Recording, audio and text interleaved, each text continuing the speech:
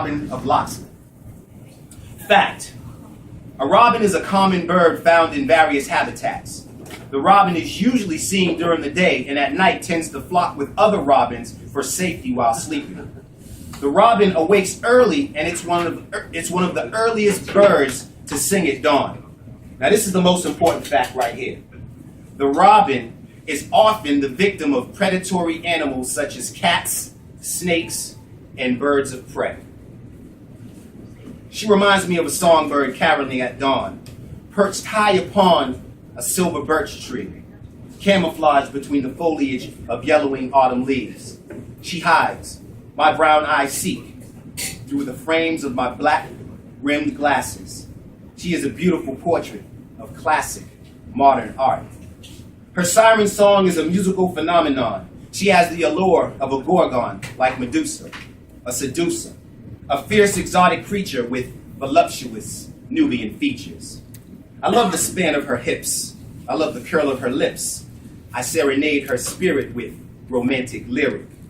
Now I'm equipped with the oral skills of the village bard, but my nonchalant expressions are personal protection, a facade.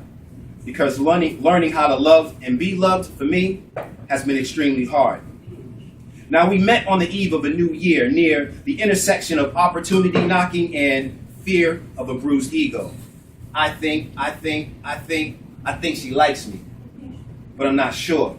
Professionally, I was outgoing, but emotionally, I was insecure. Her aura was Afrocentric. It made me happy that her hair was neatly napped. Red locks swayed sexily over her shoulders. I had to get to know her. I couldn't wait to hold her closer, even closer. Post her against the wall and kiss her forehead and neck nibble. My boys said I always bring sand to the beach, so they nicknamed her Sandy. I adored her, plus she tasted just like candy. Sweet strands of licorice. Inhale her pheromones, a Greek word that when translated means a scent that bears impetus. Jealous chicks envied our symbiotic connection. Rolling eyes always glared in our general direction. Zealous cats dared to hawk her from afar. Snakes in the glass, sending over drinks from the bar. As we sat, slithering figures, whispering, "Come hither." Thanks, chump. I'll drink your drink to that, because we drink the same thing. Shot to Captain Morgan Black.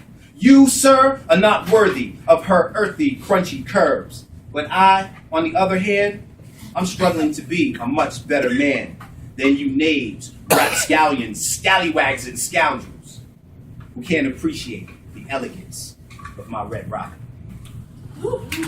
Before that relationship, because I messed that one up too. You know what I mean? And this particular poem is called Purple Hazy. Now, it was inspired by Jimi Hendrix's song Purple Haze, right? Because there's a line in the poem where he says, whatever it is, that girl put a spell on me, right? So this is a poem about my daughter. Kaleidoscopic dreams in high definition stream ultraviolet visions of a little princess wearing a silky silver dress. On her head, she wore a diamond-encrusted tiara. The king, her father, was draped in golden armor, but he was detained, restrained by toy soldiers per order of the queen baby mama. Surrounded by the sound of his youngest daughter, the king kept reaching for her hand, but her mother kept pulling her away farther and farther. Now they were standing on a grid of 8 squares by 8. The king was checked by his mate, betrayed in this game of chess. His mind can only move one space at a time.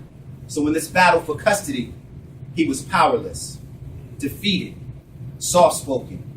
Broken rules of a platinum disengagement ring loud in a feudal system where the family courts gesture.